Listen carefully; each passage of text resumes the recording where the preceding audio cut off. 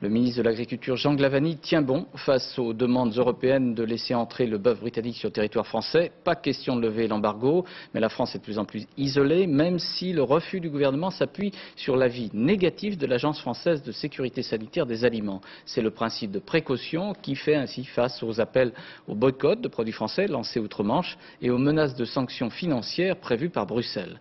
Commentaire Thierry. Refusé.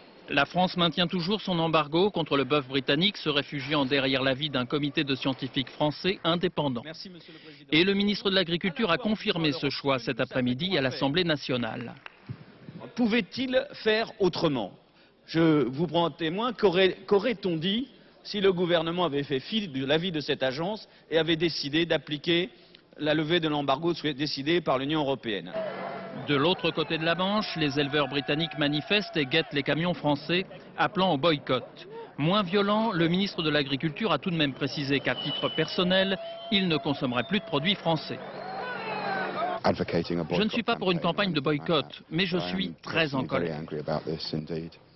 Ce n'est pas encore une tragédie shakespearienne, mais c'est déjà une crise européenne.